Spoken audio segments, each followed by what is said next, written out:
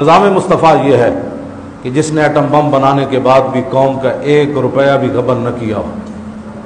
میں ہمیشہ یہ کہتا ہوں کہ تخت پر حضور کا دین لاؤ، حضور کا دین لاؤ، اور حضور کا دین کے لیے ایسے لوگ ہی ہیں جو ایٹم بم بنا کر بھی ایک کمرے میں بیٹھے ہوں، ایٹم بم بنا کر، اور یہاں بلے مارنے والے اربوں روپے میں بنو گالا میں کھیلتے ہوں اور اربوں روپے اور اپنی بیٹیوں کے نام خربوں روپے کروانے کے بعد کہے میرا تو پیسے ہی کوئی نہیں ہے، ہاں میں تو بالکل کنگال آدمی ہوں، میں تو شام کی روٹی ہوتی ہے صبح کی ہوتی کوئی نہیں ہے، صبح کھاتا ہوں تو شام کے پیسے ہی نہیں ہوتے۔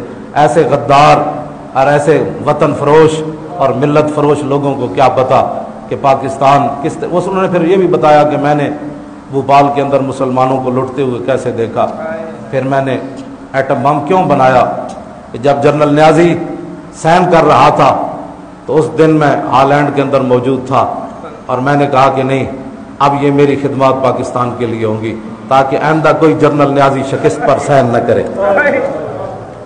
کہتا وہ دن مجھے ایٹم بم بنانے کے لیے مجبور کر گیا کہ آئندہ سکوت غرناطہ اور سکوت ڈھاکہ، کہنے لگا سکوت غرناطہ تو میں نے دیکھا نہیں تھا لیکن سکوت ڈھاکہ میں نے دیکھا تھا۔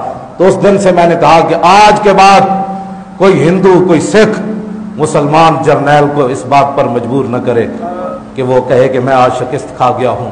یہ میں نے کہتا یہ میری زندگی کا مقصد تھا اور میں نے قوم کے سامنے لا کر پیش کر دیا۔ اللہ تعالیٰ ان کو بھی آباد رکھے اور وہ قوم کے ہیرو ہیں۔ آپ دیکھ رہے ہیں کہ ہم کوئی متعصب ہیں، میں انہوں نے جو بات کی میں ان کی بھی تعریف کر رہا ہوں، اور عشق رسول ان کا محور ہے اور محبت رسول ان کا محور ہے۔ حضور کا نام ہی لے کر وہ جیتے ہیں، حضور کا نام ہی لے کر وہ اٹھتے ہیں، حضور کا نام ہی لے کر وہ چلتے ہیں، وہ پھرتے ہیں۔ تو ایسے لوگ پاکستان کے اقتدار میں آ جائیں تو پاکستان سنور جائے گا انشاءاللہ۔ ہاں میں نے کبھی کہا مولویوں کو تخت پر لائیں، میں کہتا ہوں حضور کا دین تخت پر لائیں۔ جب حضور کا دین تخت پر آئے گا تو پھر گورنر کو بھی کس کے پیچھے لگا دیا جائے گا؟ بکریوں۔ جاؤ جا کر بکریاں چراؤ، تم جب گورنری کے قابل ہی نہیں۔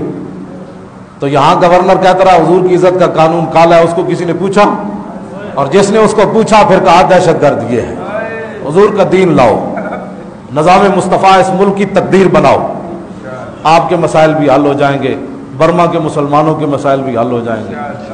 اور 20 لاکھ رات میں نے ایک کتاب پڑھی، اس کے اندر بوسنیا کی لائبریریوں کے اندر 20 لاکھ کتابیں تھیں، 20 لاکھ کتابیں۔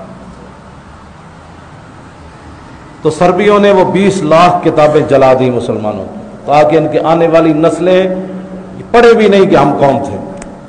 یہ تو ابھی کی بات ہے نا، 92-93 کی بات ہے، اور لاکھوں مسلمانوں کو قتل کیا، ہزاروں بچوں کو ذبح کر دیا۔ جرم کیا تھا؟ وہ بچیاں لباس نہیں پہنتی تھی مسلمانوں والا، وہ کچھے پہنتی تھی، لیکن صرف ان کا جرم اتنا تھا کہ تم حضور کا کلمہ کیوں پڑھتی۔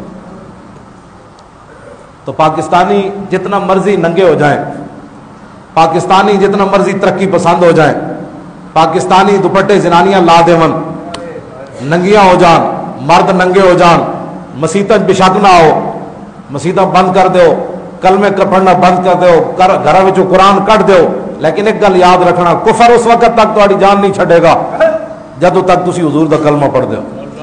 تے بہتر ہے ننگے ہو کے ذلیل ہونا ہے تے کپڑے پا کے مرداں مقابلہ کرو۔